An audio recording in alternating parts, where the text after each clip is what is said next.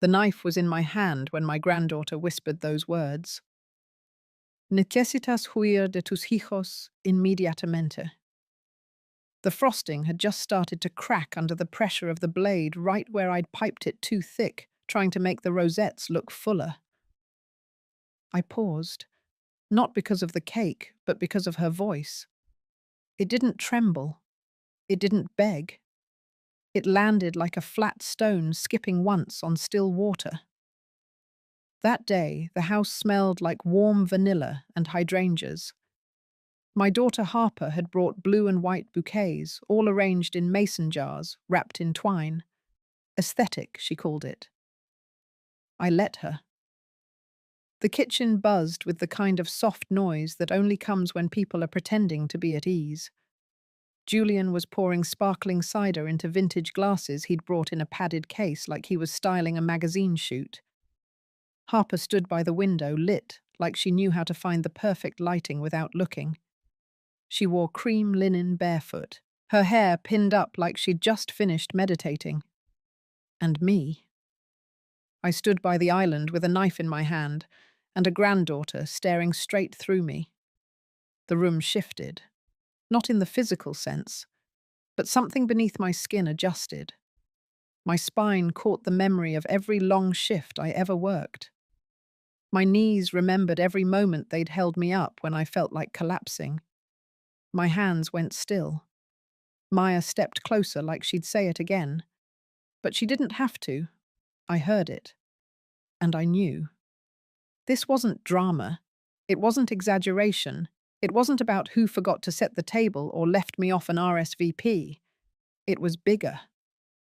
I forced a smile and slid the knife all the way through the cake. Moist lemon poppy seed with lavender glaze. Harper's favorite, not mine. It wasn't lost on me that I was the one baking it. The guests clapped. Someone from Harper's wellness brand started filming on their phone. Julian leaned into the frame arm wrapped around Harper's waist, like they were debuting a product line. Maya kept her eyes on me. I handed her a plate. She didn't take it. That's when I knew this birthday didn't belong to me. It never did. And just so we're clear, this isn't one of those stories where everything unravels at once. It starts here. With a cake I didn't want. In a kitchen filled with flowers that weren't for me. And a whisper from a girl who still believed I was worth warning.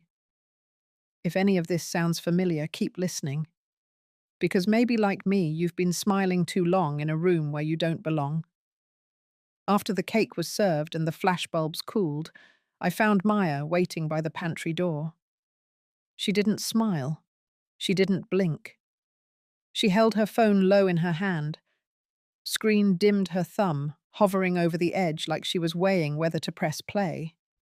She didn't need to. I already knew something had cracked open. Something I couldn't close back up. Julian was in the living room laughing louder than necessary, swirling his drink like a prop. Harper had disappeared down the hallway with her laptop, probably on a quick check-in with her brand team. Everything in this house had become content. Every slice of my life, every memory layered into these walls, now served as curated background for someone else's narrative. Maya slid the phone into my palm without a word. I tapped the screen. At first it was static, then Julian's voice. Low, too casual. The kind of casual that only comes when someone feels entirely safe. "She's almost there," he said. "One more slip-up. One more time she forgets to turn off the stove or repeats herself in public, and the doctor will sign the statement." Harper's voice next. "Cooler, tighter. I've got the script written. We just need her out of the way before the new product line drops. If we wait too long, it looks messy." Maya didn't flinch. I didn't breathe. I handed the phone back and stared at the bowl of lemons on the counter. For a second, I thought I might throw one. Not at anyone. Just against the tile. Just to hear it break. Instead, I reached for a dish towel and started wiping a perfectly clean counter. "They want me gone," I said. Not to Maya. Just into the room. Into the air. They need your image, Maya said, but not your voice. I stood there, towel in hand, and thought of all the times I'd made room for Harper.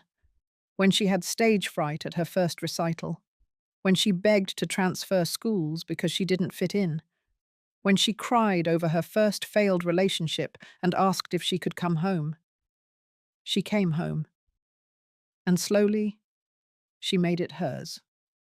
The mason jars, the linen curtains, the abstract prints on the wall that looked like nothing and meant even less. I hadn't chosen any of it. I had just let it happen. Because that's what you do when you love someone. You let things happen.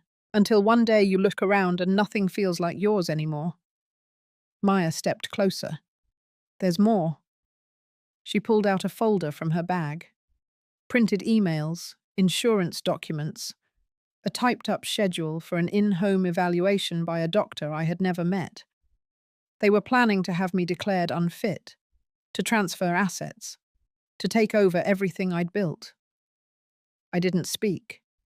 I just folded the towel, placed it neatly by the sink, and looked out the window at the garden I used to tend. The rosemary bush had gone wild. The basil was gone. Something else had taken root. And it wasn't mine. I didn't go upstairs that night. I sat in the kitchen long after the candles burned out, after Julian packed up his camera equipment and Harper retreated to the guest room she no longer asked to stay in.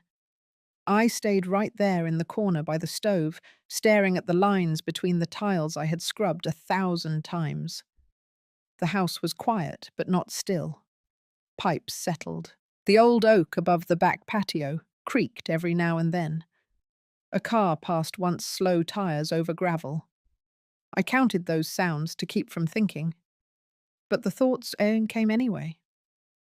There was a time when Harper had flour on her nose every Saturday morning. She'd lean on the counter next to me, arms crossed, ponytail swinging, while she asked questions about what made dough rise and why some recipes used lemon zest instead of juice. I never told her I didn't know all the answers. I just let her think I did. Back then, the stove was gas and unpredictable. Sometimes it clicked too long before the flame caught. She was terrified of that sound, so I would light it before she walked in, even if I had to do it twice. I'd joke that I was braver than any fireman, and she'd laugh with her whole chest. That kind of laugh disappears with age. I hadn't heard it in years. Tonight, I stood over that same stove thinking about the lemon poppy seed cake, thinking about how she had asked for it, how she had smiled when I brought it out, how she thanked me like I was a guest baker on her show, not the woman who taught her what a measuring cup looked like. The cabinets were Harper's now. She had replaced the knobs, switched the ceramic canisters for glass ones with handwritten labels. She'd painted the backsplash without asking. Julian said it looked cleaner, more modern. I said nothing. I pulled open the drawer under the stove, the one where I used to hide birthday cards and little notes Harper made when she was young. Most were gone, probably tossed during one of her reorganizing phases. But one remained, folded twice, yellowed at the edges. A heart drawn in red crayon. Inside it read, "For Mum, you make everything better." I put it back exactly where I found it, closed the drawer quietly. The silence didn't comfort me anymore. It just confirmed what I already knew. The warmth I once felt here was no longer mine. I had been generous with space, with forgiveness, with trust. Too generous. And now the walls that once echoed laughter held only the weight of someone else's plans. When Maya came down in the morning, she found me at the table. I hadn't slept. I didn't want to. Rest wasn't safe anymore. Sleep meant waking up to a house that didn't recognize me. A life where my own daughter had rewritten the story and cast me as the complication she needed to remove. The stove clicked once, faint and sharp. I didn't move. I just watched it, waiting to see if the flame would catch. The folder Maya brought wasn't thick. It only held about a dozen pages. But when I sat at the breakfast table and flipped through them, it felt heavier than any cookbook I had ever published. These weren't accusations. They were arrangements. Quiet, clean, and pre-approved. There were 3 documents that stood out. The first was a form giving Harper partial access to my digital accounts. It had my signature or something that looked close enough to it. The second was a letter of intent, stating that I was considering transferring the ownership of my cooking studio to a new LLC. Harper had quietly registered 2 months earlier. The third was an insurance policy I had never heard of listing Julian as the primary beneficiary in the event of my death. The payout was high, too high for a policy I didn't remember signing. I didn't speak for a long time. Maya didn't push. She sat across from me, eating toast she hadn't bothered to butter, staring out the window like she'd already made peace with what I was just beginning to understand. The kitchen felt smaller, the chairs too hard, the air too clean, like the house had already started adjusting to a version of me that wasn't here anymore. I opened a drawer I rarely used. It was where Harper kept her kitchen tools when she cooked here. The knives were all brand new, sleek stainless steel with black handles. Mine were in a box, somewhere in the garage. I touched the tip of one blade, just enough to feel the edge. Then I closed the drawer and locked it. I had installed that lock myself 5 years ago when Harper started hosting events in the house. I'd told her it was for safety, but really I had needed one drawer that was mine. Just one. That lock had 2 keys. One I kept on my ring. The other I'd given her for emergencies.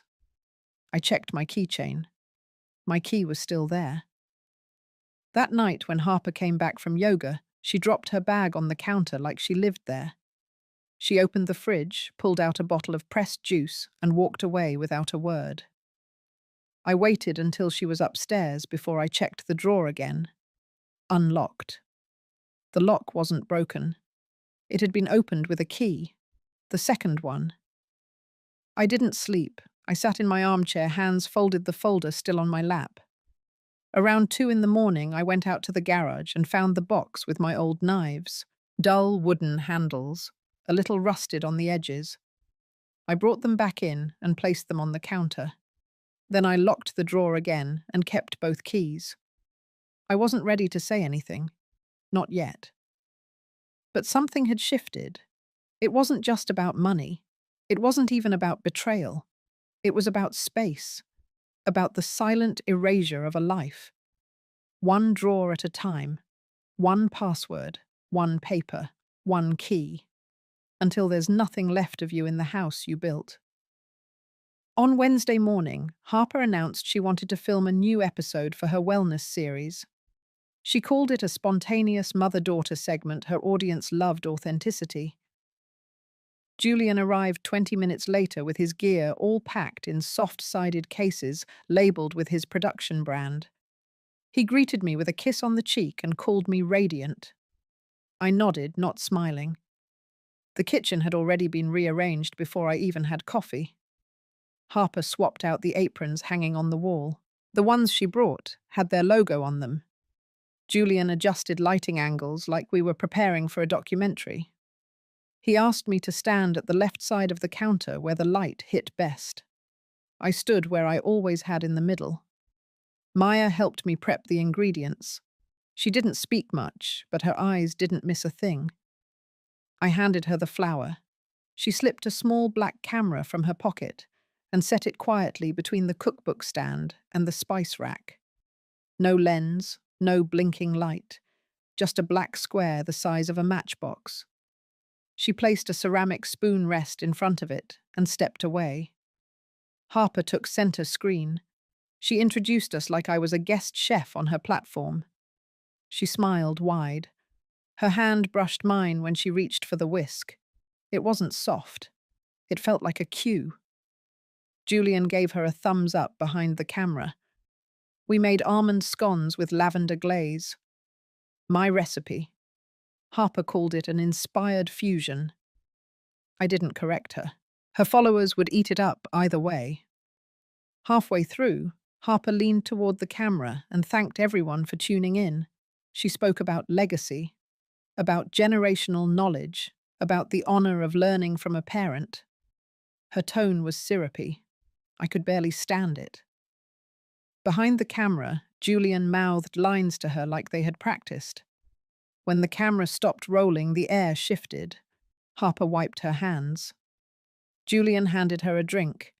He asked how she thought it went. She said it felt a little flat, that I wasn't giving enough energy. Then she turned to me and smiled again, but this time only with her mouth. She said maybe we could record one more version later in the week.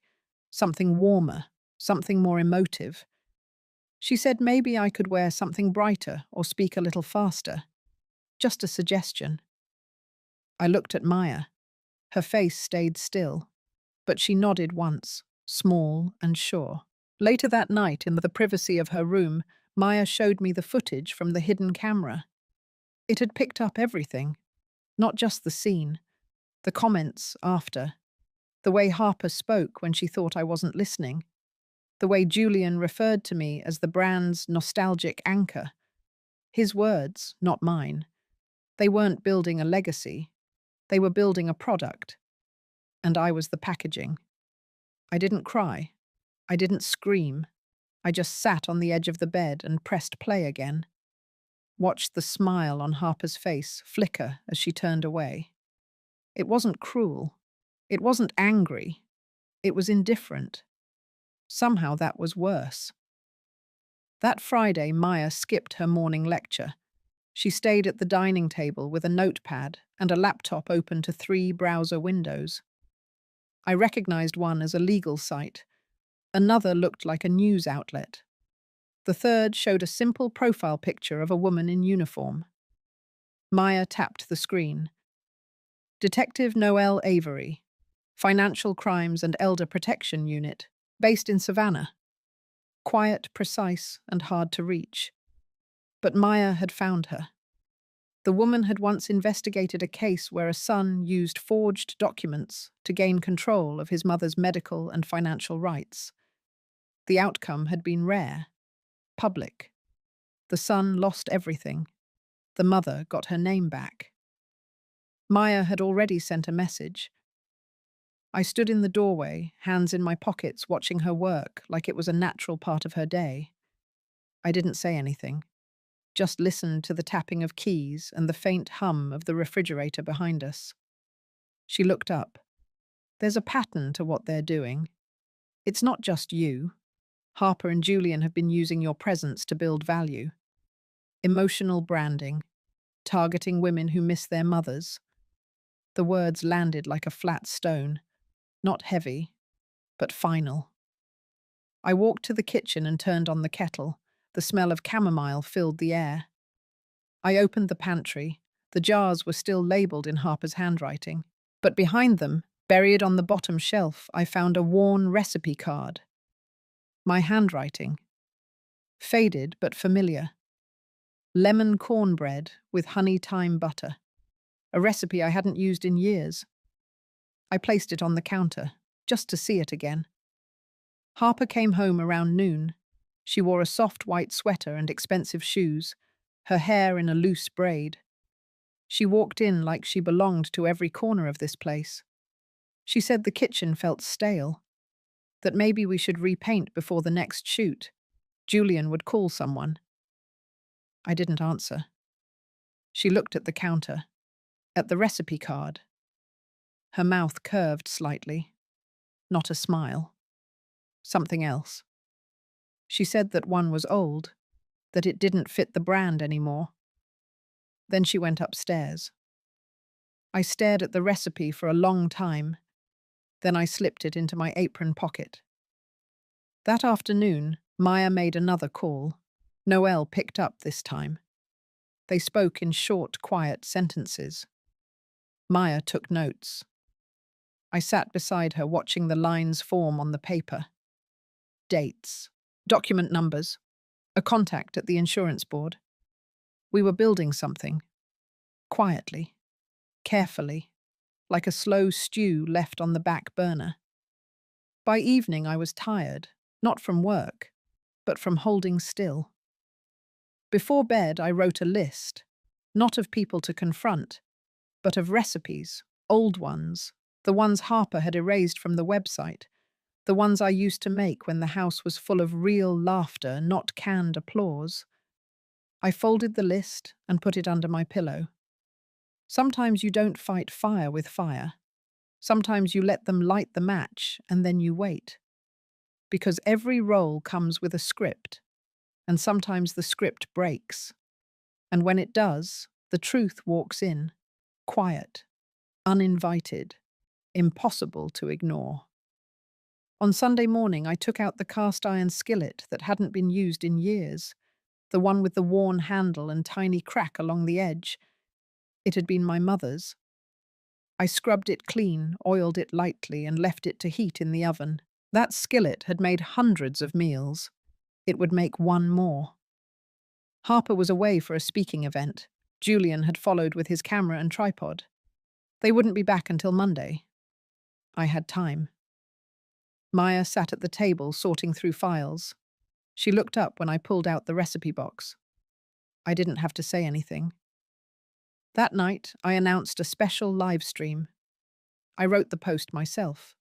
Just a quiet caption with a picture of the old skillet and a folded card. No hashtags, no filters, no Harper, just a time. Tuesday evening, one camera, one stove, one story. By the next morning, the post had more shares than anything I had ever published. Maya checked the numbers. The views were climbing. Followers left comments.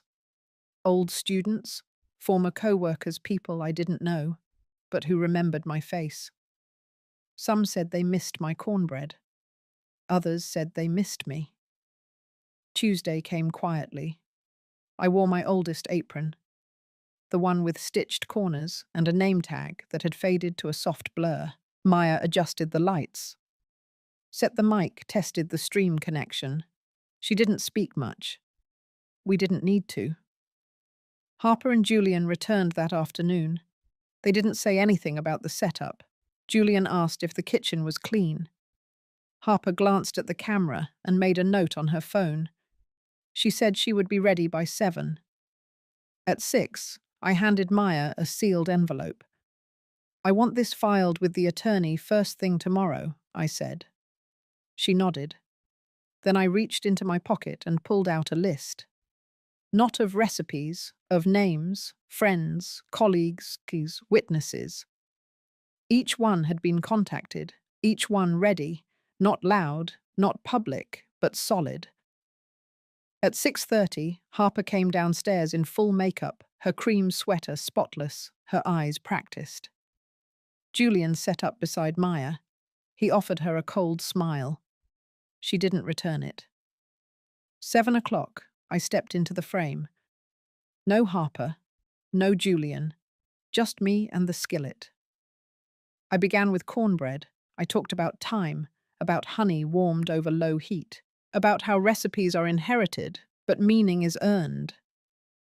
10 minutes in, Harper entered the shot. She smiled for the camera and called it a surprise visit. I nodded. Let her speak. Then I paused, looked into the lens, and said, "There is one ingredient no one talks about, the one that makes or breaks a recipe. It's not salt, not time, it's truth." I lifted the envelope, placed it on the counter, then turned off the burner. The room held still. Behind the camera, Maya pressed save, then upload. That night something shifted. Not in the air, not in the numbers, in me. The recipe was no longer for them. It was for me. And I had finally cooked something that couldn't be stolen. It started exactly at 7. No countdown, no music. Just me in the frame. The kitchen lights were low, warm, nothing dramatic.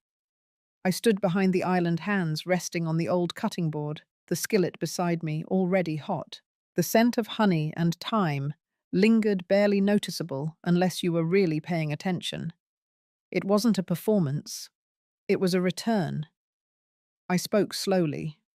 about food, about memory, about how every dish we remember has a person tied to it.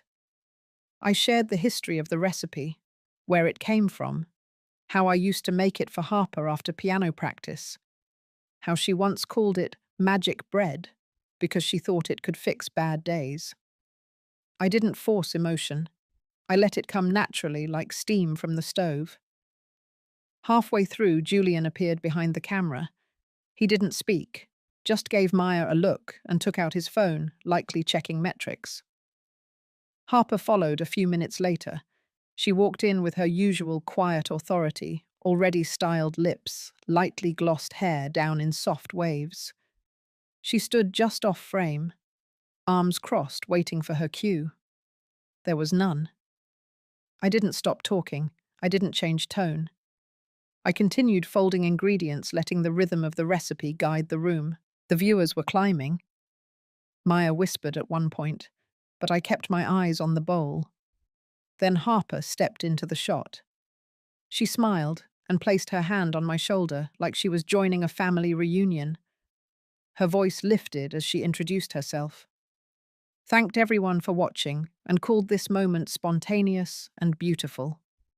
I nodded, said nothing. She picked up a wooden spoon and stirred beside me. Julian adjusted his lens, capturing the angle. It was choreographed down to the breath, but they hadn't written the ending. Once the batter was ready, I poured it into the skillet, pressed it gently, and slid it into the oven. Then I reached below the counter and lifted a single manila folder. I set it next to the stove. My hands stayed on it for a beat longer than necessary. I said I wanted to share one final ingredient, not for the bread, for the truth. I opened the folder slowly. Inside was a printed transcript, clips from the last few months, audio, video, financial records, a notarized affidavit from my attorney confirming the authenticity of each item. I didn't raise my voice. I didn't accuse. I simply read one line. This is what it sounds like when a family chooses silence over integrity. I closed the folder, slid it toward the edge, then looked directly into the camera. I said nothing more. I didn't need to. Harper stood frozen. Her fingers still curled around the spoon. Julian lowered the camera slightly, mouth half open. No one moved. Maya ended the stream with a quiet tap. Uploading now, she said. I turned away and walked to the oven. The timer hadn't gone off yet, but the smell told me it was ready. I pulled out the bread, golden and full, set it down on the counter. It didn't matter who stayed in the kitchen after that. The message had already left the room. The morning after the live stream, I woke before the sun. The house was still. The kind of stillness that doesn't comfort. It lingers in the corners, under doors, inside the cushions of chairs no one sits in anymore. The kettle clicked on the stove as I waited for it to boil. I didn't rush it. Maya was already awake. She had her laptop open screen glowing with notifications. Messages poured in, hundreds of them, then thousands, most from strangers. Some from people I hadn't heard from in years, former colleagues, students, viewers who remembered the early days of the cooking show, women who had cared for mothers, mothers who had been forgotten by their children. The words were soft and sharp all at once. We saw you. We believe you. You reminded me of my own mother. I didn't reply. I just read them slowly, one after another, letting them settle. Harper and Julian didn't come downstairs until after 9. Harper moved quickly, her phone in her hand, typing non-stop. Her face was calm, but her jaw was locked. She poured herself coffee and sat in the far corner back to the window facing away from me. Julian paced. He mumbled about legal steps, contracts, public image. His words overlapped. They didn't land. By noon, the fallout had begun. The brand partnership announced a review. The wellness platform quietly removed Harper's profile from its homepage. 3 media outlets had reached out for comment. Maya handed me a printed copy of the first article. The headline was measured, but the subtext was clear. Questions surface around authenticity in influencer mother-daughter brand. I left the article on the table unopened. By late afternoon, Julian was gone. He packed quickly. Harper didn't follow him. She spent most of the day in her room. I heard her on the phone once, voice muffled, clipped, like she was delivering a report. She didn't speak to me. That night I made dinner, just for Maya and me. A quiet meal. No cameras, no curated plating. We ate in the breakfast nook like we used to when she stayed with me in high school. Maya lit a candle, the cheap kind that smells faintly of cinnamon, and set it on the table without a word. When I stood to wash the dishes, I saw Harper in the hallway. She looked smaller than usual, less polished. She didn't enter the room, just stood near the edge of the archway watching us. Her mouth opened slightly, then closed again. She nodded once. Not in apology, not in surrender, just in acknowledgement. Then she turned and walked away. I didn't follow. Later, I sat by the back window and listened to the cicadas. The air was thick summer pressing against the glass. I thought about all the ways silence can be a weapon, but also a refuge. Not everything needed to be spoken to be known. Some truths just settled in like dust, quiet, unavoidable. That night I didn't lock the kitchen drawer, not out of trust, but because I no longer needed to. The drawer was mine again. Whether it held knives or recipes didn't matter. It held space, my space, and no one was taking it this time. By the end of the week, Harper's brand deals were either paused or cancelled. The studio she had rented for product shoots stood empty, lights off, shades drawn. The production calendar disappeared from her phone. Julian didn't return. A notice came in the mail from the licensing board. A formal inquiry had been opened regarding Harper's misrepresentation in financial filings and potential exploitation of a dependent adult. The phrase was sterile, but its meaning was not. It cut straight through the silence of the house. Maya handed me the envelope without ceremony. I placed it on the coffee table beside a bowl of lemons. They had begun to soften. Harper didn't cry. She didn't argue.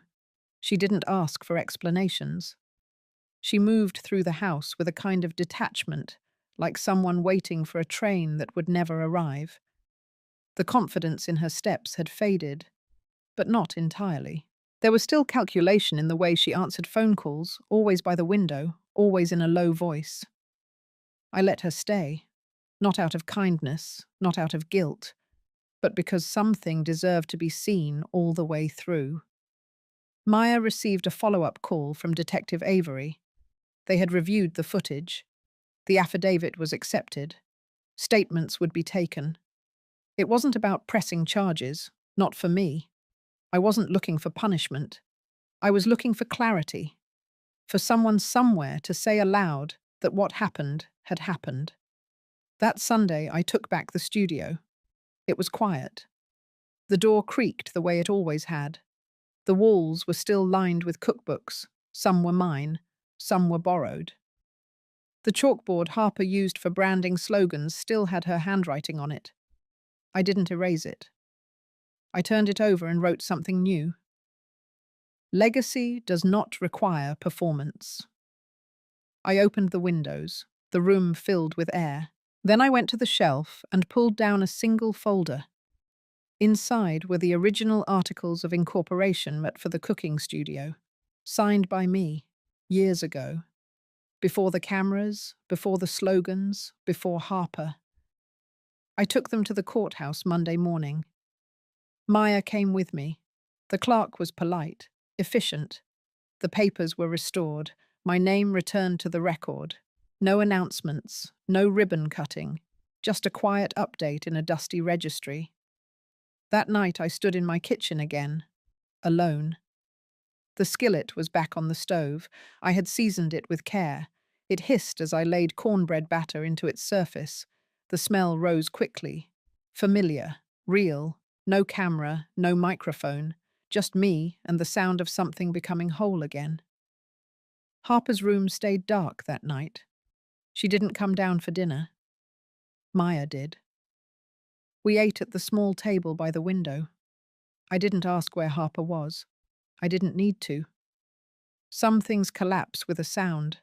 Others fall quietly like a curtain. And when they do, what remains is not revenge. It is space. It is peace. It is something earned. Not by force, by standing still long enough to be seen. And not erased. 2 weeks later, I reopened the studio. There was no flyer, no announcement, just an open door and the smell of bread rising in a warm oven. The tables had been rearranged. The chalkboard wall now bore a simple message in white chalk.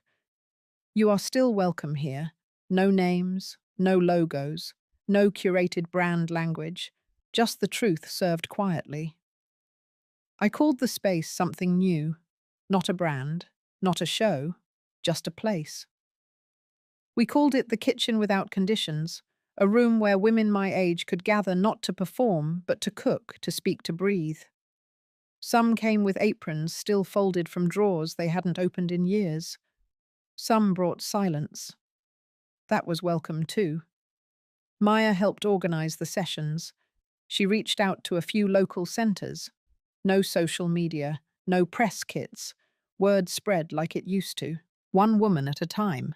Slow, steady, human. We made simple food, cornbread, broth. Potato salad passed through 3 generations. We shared recipes written in faded ink on the backs of bills and grocery lists. There were no cameras, no scheduled smiles. No one asked for before and after photos. No one measured their worth in followers. One afternoon, a woman named Lorraine brought a tin of butter cookies. She said her daughter hadn't spoken to her in 4 years. She still baked those cookies every Sunday, just in case. I didn't ask for details. I handed her a plate. We stood side by side, folding dough. In the quiet between instructions, I remembered how many hours I had spent trying to be needed, trying to stay useful, trying to hold on to a role long after it had turned into a costume.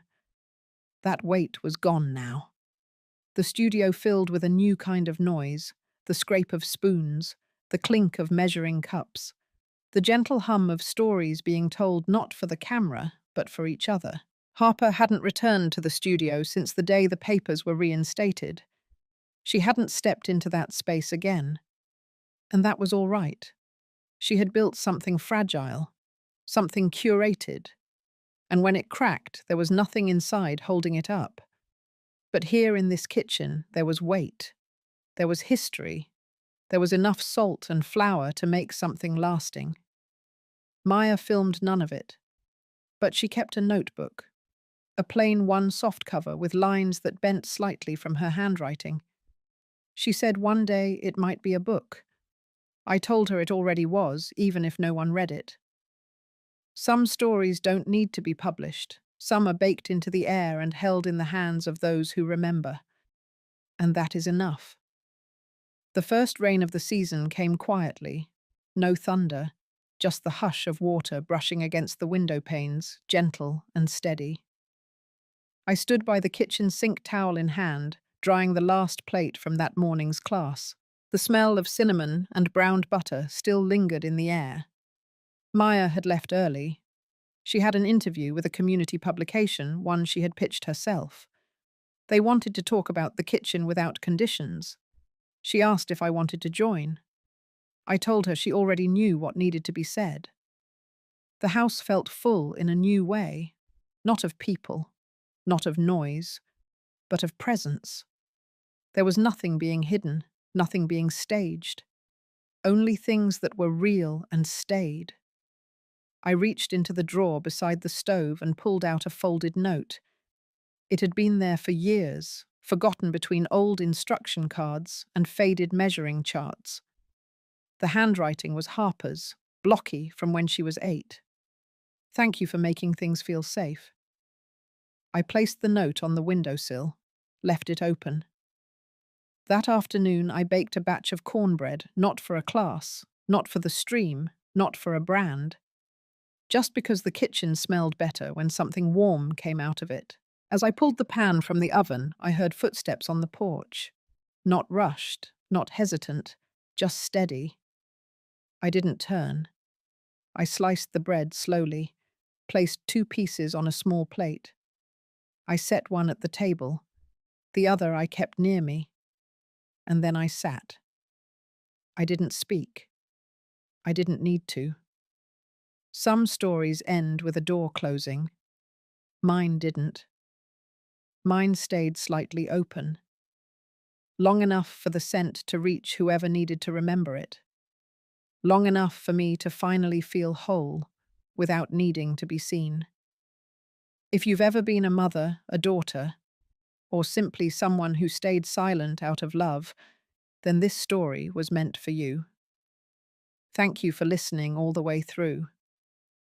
If something in your kitchen or in your heart has ever been forgotten, remember this: you can still begin again, quietly, without needing to prove anything, just by being yourself.